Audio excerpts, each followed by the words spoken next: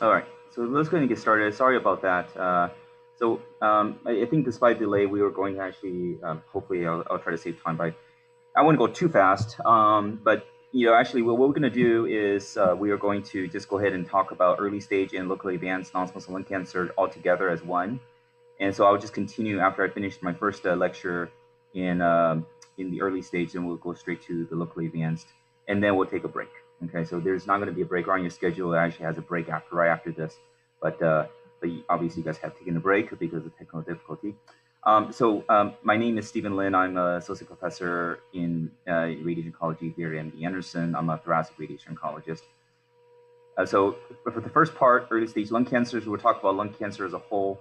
So as you guys well aware, of course, lung cancer is the second highest incidence of all cancers in the U.S. But then it, of course, accounts for more deaths. It's the number one cause of death in both males and females, and it accounts for more deaths than colon, prostate, and breast cancer combined in its later figures.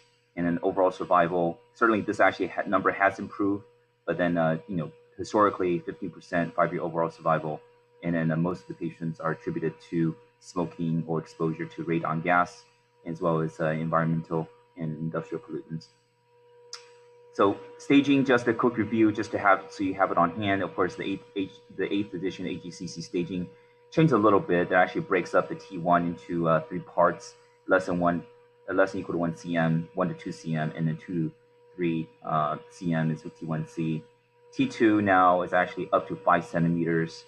And then T3 is actually 5 to 7 centimeters, including considering if you have nodules within the same lobe, also T3, and then as well as actually any involvement of the chest wall, pericardium, phrenic nerve is also considered T3. And then T4 is tumors greater than 7 centimeters, and then with any tumor invasion of the mediastinum, diaphragm, great vessels, any kind of nerves, recurrent laryngeal nerve, patient that presents with hoarseness, and you actually have frank invasions considered T4, and then of course tumors within the same ipsilateral lung, but however in different lobes is considered T4 as well. And then now N is actually still the same as kind of breaking up in N1, N2, N3. Pretty much anything kind of contralateral mediastinum, and then supraclavicular and scaling lymph nodes is considered N3. And then M1A is actually kind of any malignant effusion, contralateral lung, pericardial nodule, and then M1A. M1B, of course, there's single extrathoracic metastases and non-regional lymph nodes, such as cervical lymph nodes. And then, of course, M1C is like liver, outside of the thorax. And so, we are going to mostly focus on today, right now, is that here's the clinical stage grouping, but then we'll, of course, the early stage is really determined by, whether they're in stage 1 or stage 2 disease. Okay.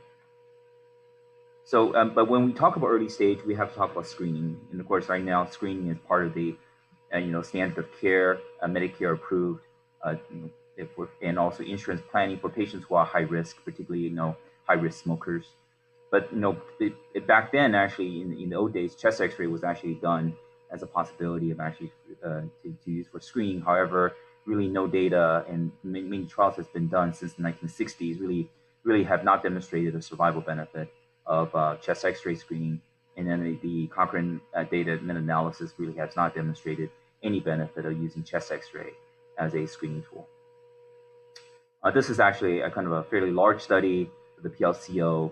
Really have not demonstrated any benefit. It's a huge number of patients, but it's also encompassing not just lung, but other cancers as part of screening. And then here is the one that's published in 2011, really showing that, in lung cancer specifically, that chest X-ray compared to usual care really does not actually increase the detection only by a marginally very small level, small amount, but it's not even statistically significant. But then also it does not reduce the number of lung cancer deaths with chest X-ray screening. So CT screening, of course, is now the current standard of care. This is one of the first studies that it's really a single arm study that was published actually when I was a first year resident at that time. But they really actually showed that this is just a group of patients who actually had screening using CT scan, and it really has a feasibility to determine how many patients would be diagnosed with actual lung cancer. And they found that the overall estimate was a 10-year survival, 88% for these patients for stage 1, which is actually much higher than historical data, suggesting that it seems promising. And then also, but however, there's a problems with this is that really since there's no comparative group, and that you cannot really control for lead time and late time bias. And therefore, there's a possibility that overdiagnosis is happening for these patients. So there's some patients, of course, with nodules. It may be cancer, but that patient would not have actually died, or that cancer is not even clinically consequential for that patient. So therefore, it's really hard to determine whether really control for lead time bias and late time bias, which certainly can impact the utility of CT screening. Certainly, CT screening can catch more cancers, but is it going to be clinically useful? Is it going to reduce mortality? And that's really the key of any kind of screening program, including lung cancer screening. So really so this is really the first very important study. And if you actually, of course, heard about the National Lung Screening Trial, it's a phase 3 comparative, now with a comparative arm, and the comparative arm was actually it's chest X-ray, and these patients with high risk, greater than 30 pack year history of smoking, either current or ever smokers, in a large number of patients, and they found that they were able to identify, there's a high increase in number of cases diagnosed in patients with CT compared to chest X-ray. But really, more importantly, the lung cancer-specific mortality was significantly reduced with the CT screening, a 20% reduction, and as well as a 6.7% all-cause mortality was also reduced by CT-based screening. And here, as you can see from this graph, is that low-dose CT screening was able to actually increase the number of cases diagnosed, but more importantly is the reduction in lung cancer deaths compared to chest X-ray. So this is really actually, it's because of this NLST study that actually had this CT screening, a low-dose CT screening became the standard of care based on NCCN guidelines, as well as all kind of Medicare as well. Now, of course, most of the societies has endorsed low-dose CT screening for lung cancer. The Nelson study is actually a fairly recent study that was actually just published. It was first really discussed and revealed in terms of the initial data was in 2018 at the World Lung Conference. But this is done in the Netherlands. It's also in the very similar high-risk patients, current or former smokers greater than 15 cigarettes per day for 25 years or greater than 10 cigarettes per day for 30 years. This is mostly men, mostly males. However, they felt that it was important to also look at the risk for women, and therefore it was subsequently also these patients, women also were included in the analysis, although it's really a subset analysis, much smaller. It's only about a quarter of the patients were women. And here's the CT screenings actually on a yearly basis. And compared to really no usual care, which is really no screening, unlike the other NLST, which is chest X-ray. This is actually really no screening, just a usual follow-up. So this was published last year in New England Journal of Medicine, showing that it's much like the NLST, is that the screening group was actually, you were able to diagnose the lung cancer incidence at much higher rate compared to the control group. And more important, this was actually not in the paper. However, this was actually in the World Lung Conference, which actually really shows in graphic form.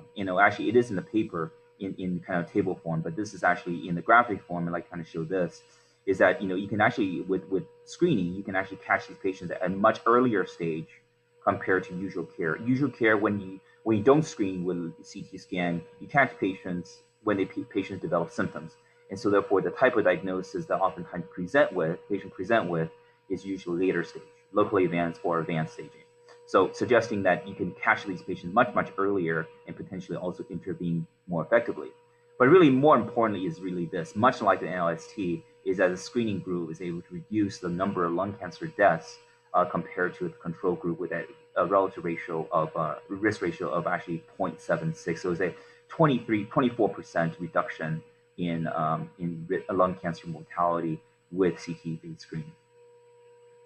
And what's very interesting is that actually this type of impact seems to impact more on women than on men. So men, if you look at across the years, is that between 8 and 10 years, there is actually this kind of maintenance of the same type of risk reduction in males.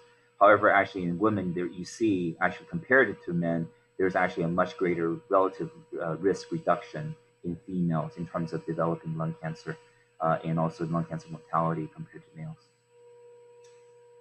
So really, based on those two studies, NLST as well, probably so with any patient, you have to screen 320 patients based on the NLST data to actually prevent one lung cancer death. So what is the cost of screening? Is that if there is a potential harm though, is that there is certainly potentially there's an overdiagnosis, and so there's a lot of research trying to if you identify a nodule on a CT scan, is it cancer or not? And that's actually very very very important, of course, because you don't want to have overdiagnosis and potentially do an intervention where it may actually cause morbidity and sometimes even actually been described mortality. Certainly, patients go to surgery and can die, from the operation, and then turned out to be just a adenoma, not even a cancer. And certainly, any kind of diagnosis can increase anxiety. There's certainly a risk of radiation exposure that will also increase risk.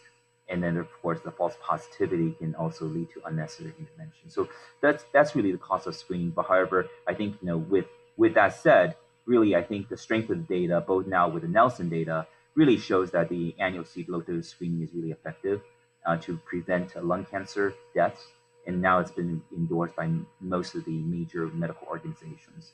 And now, currently, of course, it's the FDA approved for this indication. So, in a patient, of course, with a suspicious of a lung cancer, you have to do complete workup, and then, of course, invasive procedures to determine the diagnosis, and then, of course, in anytime ancillary tests really determine whether the patient is suitable for a particular management approach. So the type of workup is that certainly CT scan is important. Chest X-ray is often done at the beginning. A patient comes with a cough, suspicious pneumonia, and then usually there's an X-ray done. But then more importantly, once you actually